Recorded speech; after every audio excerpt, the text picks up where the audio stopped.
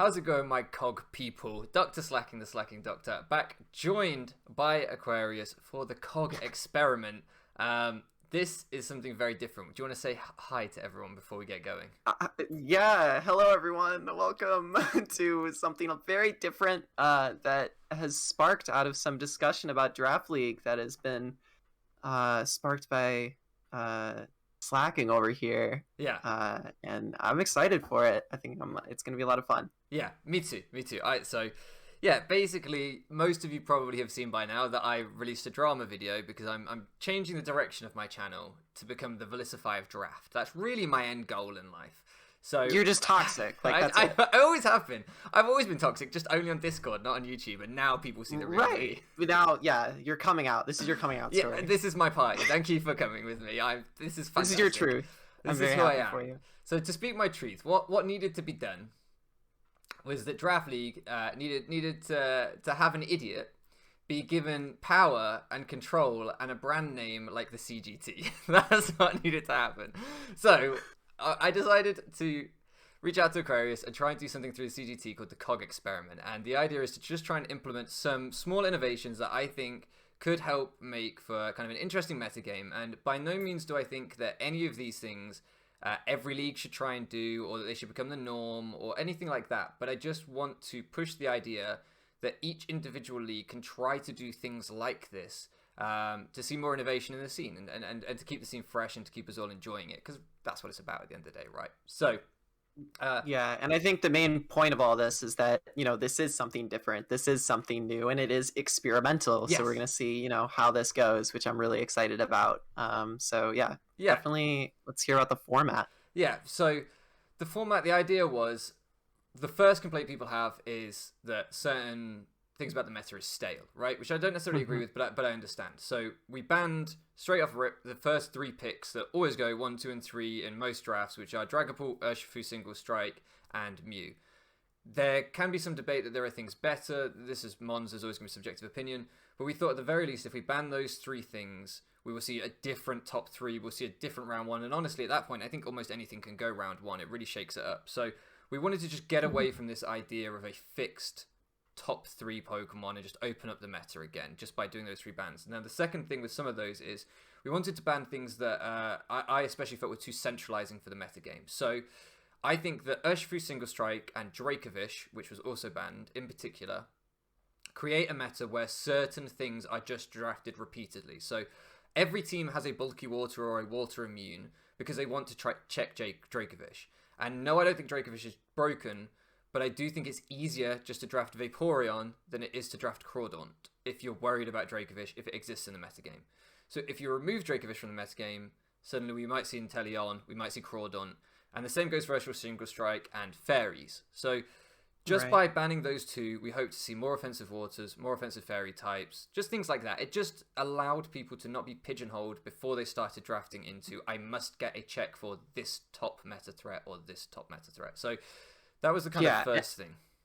And I think the way to really put that into like one coherent sort of statement is that we are not like by any means making some kind of definitive statement on what is too broken or too not broken. Like you can arbitrarily draw the line anywhere within like a list of mons on what the number 1 in any given draft should be and, where the tier should start. But, our goal here is to combat centralization of the meta, right? So it's not just a question of, this mon is broken, this mon isn't broken. We want to make the meta more interesting and we want to make certain mons that are overlooked more viable, as Matt said. So we think that those changes for those mons would help out a lot and create, again, a platform and league and battles that are exciting to watch and very unique in mons that you see, strategies that you get to watch, etc. Yeah, exactly. The Smogon does suspect test, right? And I kind of see this as a suspect test for Draft League. Like, this is a chance for us to try and run some stuff and see what happens. It's okay if some things turn out to be broken. It's okay if others don't. But that's just, why not take a chance? So then the next thing moving on from that was the big complaint that I gathered from the video responses to my video about the metagame beyond certain Pokemon was that there were certain playstyles that had become quite kind of oppressive just by how powerful they were. So the main one being momentum spam. This idea of like boots, regen, rocky helmet, pivot kind of. Just you go into your U-turn, or you go into your teleport, you go into whatever, and you just keep boots on everything. And those of you that have been around my channel for a while will know that I've been advocating for boots to be banned for a long time. And the big argument against it that I understood was that things like Volcarona, Charizard, whatever, rock-weak Pokemon were made more viable by boots. I think as the meta progressed, what we've actually seen is things like Volcarona were better with Z moves than with boots anyway. Charizard's best set, in my opinion, is still Specs under Sun. And actually, the best boots users are Slowbro, Slowking, Tapu Koko, essentially pivots that aren't even rock weak in a lot of cases. So again, what I felt like doing here is and this really applies to the Wi-Fi scene, if you're in a showdown metagame and you're not too bothered about spectators watching, and you feel that that kind of pivot fest meta is fine, then I completely understand that. But if you're trying to create a Wi-Fi league that's viewer orientated, so again, if you just want an ultra competitive Wi-Fi league, then that's fine too. But if you want to make something that's spectator orientated, that's fun to watch, I think that has become quite dull, personally. I think that a lot of people are quite bored of just watching long, drawn-out games with momentum, not a lot of attacks, not a lot of setup, whatever, just very passive plays with this momentum, oppressive pivoting. So by banning boots, we've tried to limit that, and we've tried to encourage a faster-paced, more viewer-friendly metagame that should just be more entertaining. So obviously we had the WBE previously as a league that was very entertainment-based, and the way they did that was by prioritizing entertaining coaches, Nuzlockers, Let's Players over competitive players. Well, I don't think that has to be the case. I think if we try and create a more entertaining metagame, competitive play can still be entertaining. So that was the kind of idea here. And moving on from that point slightly, gives me a nice segue into why we picked the coaches we did and introducing them. So we really sat down and discussed this quite at length. This was one of the most important things with the coaches, because what will be happening is the battles will be uploaded to this channel, the COG Experiment channel, and you guys can watch it all here with commentary over it. We'll get onto that in a second. But even though the coaches aren't necessarily coming their own battles, so we didn't need to look for, amazing commentators or anything like that in terms of the coaches, we still wanted coaches that were entertaining to watch as players, coaches that built creative sets, that drafted creatively. Because we thought, again, if we can encourage that, if we can stimulate that kind of mindset in the community and spread it, we just think that that's a win-win for everyone. It makes the game more fun. It makes it more entertaining to watch. It makes it more fun to play. So, yeah, I mean, I don't know if you want to speak slightly on why we picked the coaches we did before I introduced them.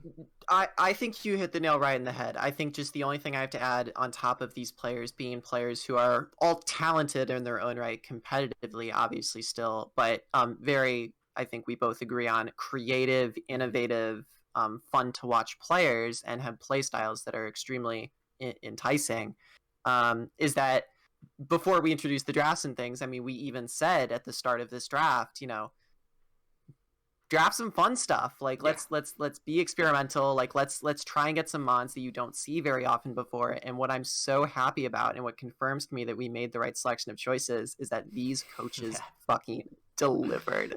Like, these teams are awesome, and the amount of like sort of fun, there's gimmicks, absolutely, but there's definitely like people here who just understood the assignment, you know what I mean? For so sure. I'm very, very happy to sort of show off our coaches and the teams that they picked up here. Yeah, 100%. And the only other thing that we had as criteria is that we didn't want people who had played in the CGT regular season, because we really wanted to give new people a chance to be associated with the CGT, put a bit of spotlight on some other people, and so like we're not competing as coaches, no one from the CGT is competing as coaches, because we just felt that was really important, really, to keep the metagame fresh and to keep everyone happy and to have a thriving community. You need to give chances to as many people as possible. So that was another kind of criteria. So we have two divisions named by Jack, and I have to say he has excellent taste. So phenomenal taste. we have the Maractus division up first. I mean, what a Pokemon! What a Pokemon!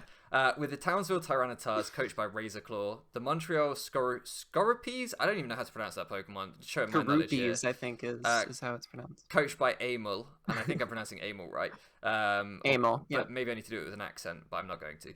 Then we have Atlanta Victinis coached by JV, Nottingham Forest Curse coached by Team Knots TV, and then we move to the best division in Draft League, the Whimsicott division, top 1 in Draft League. We have the NJ Brobats coached by Root, the Boston Cyndaquils coached by Incog, the Dallas Starmies coached by Shayquaza, and the Sacramento Sandslash coached by Patmac. So if you're not familiar with any of those coaches, their links will all be down in the description. We are encouraging them to release draft kind of announcement videos rather than analysis videos, just saying, hey, we're in this league, this is our team, go check it out. And then throughout the season, we're hoping that some of them will upload some analytical content about their teams, about how they're finding the format, and just really, one thing that I really want to kind of push off the back of my video and everything that's gone on since the dialogue in the community is that battles are not the only kind of Draft League content. And I'm sat with someone here who's made fantastic examples of that, who's made fantastic videos analysing draft, not just doing battles. And so we're trying to really encourage that with this league, and I would love to see the coaches uploading on their own channels stuff spotlighting the ones they've used or whatever. So please do go and check all of them out. Link down in the description and subscribe to all of them, because they are all, like we say, really, really entertaining people in their own right. And in a way, it's a shame that they're not commentating their own games, but hopefully they will commentate each other's games. So unless you have anything you want to add to that, I'll now move on to how the videos are going to kind of line up. Yeah, no, go ahead.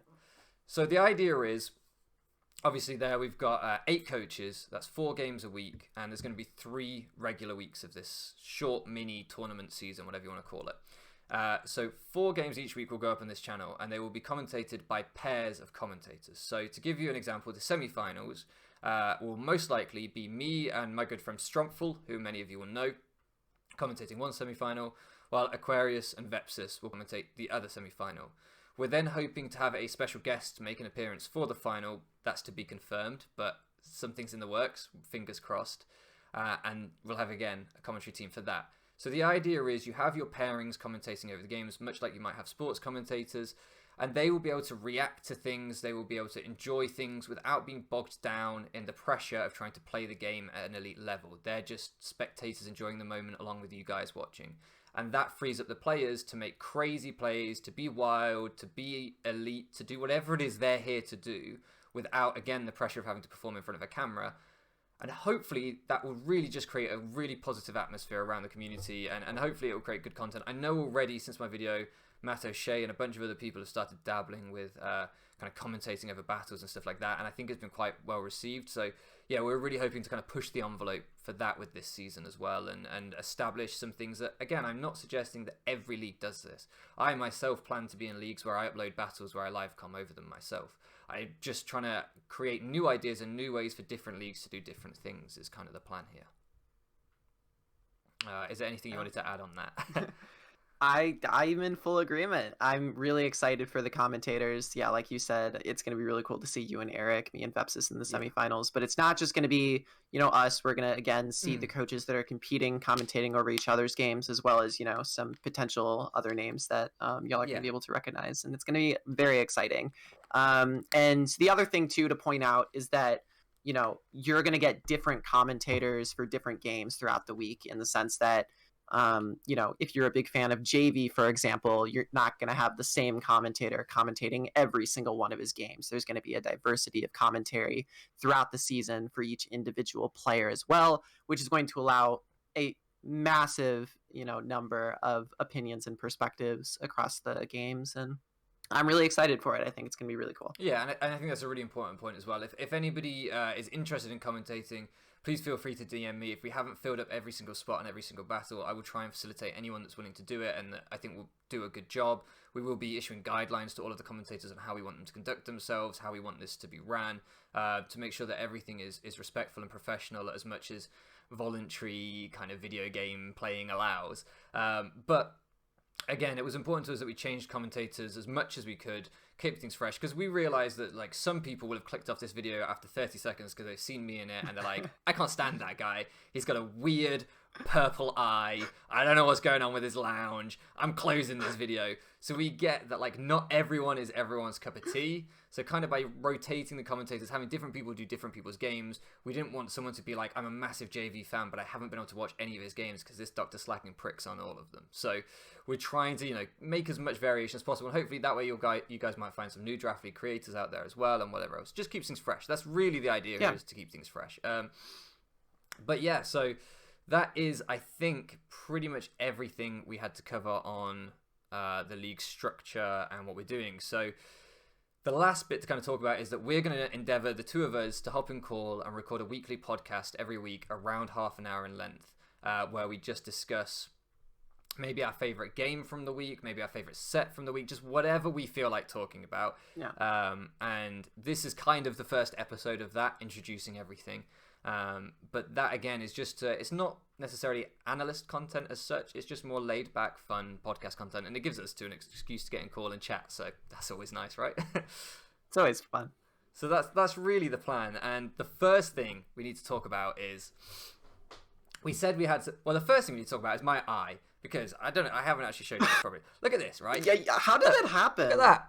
I saw it on Instagram, and then I was like, "Jeez." At my lounge. Do you like my lounge? Where'd you get it? I'm now recording in the lounge. Yeah. I was playing football, right? We're getting into story time Right. with DrSlaking now. Fuck, we've done. We can't make this. Can't go an hour long, Matt. Just heads up. Like this has to be like a 2-minute story. No. I've done my professional bit. Now I'm going into a typical DrSlaking intro. This is what the people want. Everyone skips my intros. I know they do. I was playing football, and I was playing against this very large, quite older than me guy, and I'm old, so he was fairly old. And we went up for a header, and he elbowed me straight in the teeth, right here, right in the teeth. Really hurt.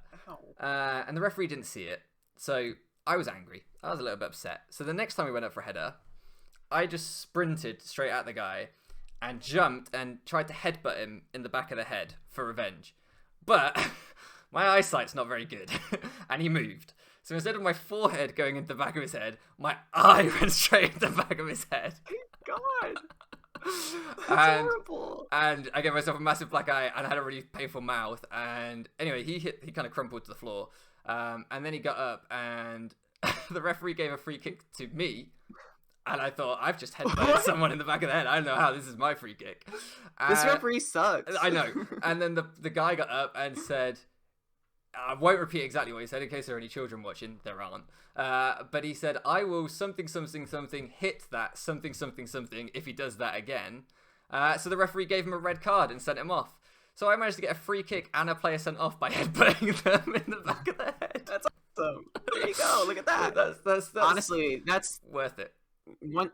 Honestly, like that's the kind of like sports banter that like I feel like is missing in America. Once I come to England, like this is gonna be like the excitement. I'm gonna come to like one of your games and it's gonna be like I get to watch you just squabble with people. Just me and Sean with black eyes. Just exactly. Like, it's so much fun. It was fun. That's what we need in Draft League. That's what Pokemon Draft League needs. We need actual revenge. combat. No, for sure. No, we should. Fair enough. Yeah, that's a shiner for sure. Yeah, it hurt. What did Katie say? She's been really nice actually. She's very sympathetic. I thought she was going to call me an idiot, but she didn't. My dad did. That's what I would have expected. Yeah. Okay. But no, she's been very kind. But what we should talk about is not my black eye. Yes. We should talk about very quickly the first week of the season. Well, you shouldn't say sorry. It's me. I derailed this. I always do. The first week of the season. Because we picked excellent coaches, because we're very clever. That's really what it boils down to. We picked excellent coaches. Two coaches, Razor Claw and Team Knots TV, Billy, allowed us to draft for them. So Aquarius drafted for Razor Claw, I drafted for Team Knots TV, and they are actually facing week 1. So my week 1 game of the week, if you like, battle of the week, is 100% the Nottingham Forest Curse versus Townsville Tyranitar. Townsville Tyranitar. Good job, you know your stuff. That's why you're here. I don't know anything. And okay. I can't wait to see our drafts face off because it will be finally proof that I am the superior drafter. Well, look, I would agree with you, except like, okay, hold on. Like, I drafted stuff for Razor that was like, I wanted to like my goal was to make him as upset as possible with me for like the first half of the draft, and then try and like Salvage it. fix it like crazy at the end, even though it didn't work at all. So I got him some funny, hilarious stuff. Like I got him round 3 Guzzlord, and if you know me, I'm I love Guzzlord. Yeah. I got him like round 2 Hatterene. I got him like round 4 Durant. Like things that you just very often wouldn't see. Yeah. He has 2 steel types. You'd think that makes his team very defensively good, but he has Lucario and Durant as those steel types. So no. Yeah. So there's just like things that I'm really excited to see. Razor's one of those people who I think is not that great of a drafter, and he'll be the first to admit that himself, but he makes the weirdest of drafts work in a way that I don't think a lot of other people can. So in a way, I'm really excited for what I made him to, challenge him to that extent and see if he can kind of pull up with this goofy team that I got him. I don't know how your strategy going against picking for knots going against, not similar or different. So I had an awesome team planned. I had this Rillaboom terrain team. It was incredible. And if you guys want to hear more about this, go check out Team Knots TV's channel, because he and I recorded like a draft announcement together where we played like 20 questions or What Am I, or one of these games where he had to try and guess what Pokemon was each round by asking me questions about it and stuff. So go check that out. But I had this wonderful team planned, and then round 1, Root sniped me. And then JV sniped me about 3 more times, and then Root sniped me like 3 more times. So in the end, I just decided to pick him round 4 Maractus. I think he's got 2 steel types, 2 rock types, 2 poison types, no water, no fire. 2 grass types. He has both Whimsicott and Maractus. Yeah, and division like titles. He's got to win. Yeah, he has. It's like I've brought the holy pairing together. And I had Whimsicott and Maractus in CGT regular season, and I made final, and I'm terrible. So if he doesn't make final, I'm gonna be like a disappointed dad, That's true. I'm gonna just be sat there, arms folded, like, son, what's happened here, Billy? It's gonna. I got one question for you on this draft. Explain the Clefairy for me. What was the Clefairy pick about? Because I never thought that as a mon that you had any appreciation for it at all. I fucking think it's terrible. I won GDL with Clefairy on my rain team. Yeah, did you ever bring it? Like, I don't know. I think like twice. I don't know. So it was supposed to be a Clefable, but I wanted to leave it to round 3, and that didn't work. And it was supposed to be a Klefki, but that got sniped. So then I took him Clefairy, because I just thought, fuck it, I don't want any of the fairy. And then in the last round, everyone made me angry with their snipes, so then I picked him Whimsicott anyway, so then he ended up with double fairy. And he might as well not have had the Clefairy. I love it. This does seem like a very great like all-stars team for you. I know I picked up Guzzlord as kind of the all-star for my end, but like for you, it's like to another level. You got the Whimsicott, Maractus, and then people who might be long-term viewers of your channel know that you have love for Toxicroak and Gigalith, and so I think it's gonna be pretty cool to see these two face off with these very jank teams. And when someone drafts for you, your mentality is a little bit different, because when you draft, you kind of have a set idea about, okay, what role am I going to use these mons in? But, for example, the roles that you might foresee being best on this team, Knots may see it a completely different way. Mm-hmm. So it's going to be cool to see how they, adapt, and they're both having the same challenge in their week 1 matchup against each other. So 100%, I think this is game of the week. I think it's going to be really exciting to see what these two do. Not to mention, they're just very creative builders. Yeah. So we will leave it there, but we will be back next week, probably talking about that game quite a lot. But also trying to highlight some other coaches and some other fun things. Make sure you subscribe to this channel to stay up to date with all the COG experiment battles and podcasts. And who knows, if anybody, that's the one thing I'll end this on. If anybody wants to reach out to us and say, hey, I want to make this analysis video for the COG experiment channel, will you upload it? And I'll get a little bit of exposure. I don't know if you will, I don't know if anyone's watching, but maybe you will. Or you just want to contribute to the scene, anything like that, like hit me up. Absolutely, like I'm fully open to having as many people contribute as they want. I think that would be awesome. So yeah, just hit me up if you want to get involved at all. I think that's everything. Is there anything else you want to add? No, I'm looking forward to week one. Good luck to all the competitors. Again, we were talking about Razor versus Not a lot, but I'm very excited for Yeah. Incog versus Pat Mac, the mono Mm. water team Incog god. I'm excited for Shay to show off his mono Tapu team against Root. And I'm really excited to see what Amel can do against Jay, given Yeah. how great some of his picks were as well. Like Corsola, I think, was a really fun one that I appreciated. Yeah, I think Amel's the one that I'm most looking forward to as an individual player, because he's the player that I knew least about coming into this. That Amel was really someone you came to me and was like, this is the guy we want. So, like, that's what I love about this, is that I'm even learning about some of the coaches involved. So, yeah, I'm very much looking forward to Amel's week one as well. Absolutely. Yeah, so we'll end it there. We'll call that a day. Thank you so much for loafing around with us, guys. I'm still doing my intro, even though it's not my outro, even though it's not my channel. So thank you so much for loafing around with us. I will catch you again next time.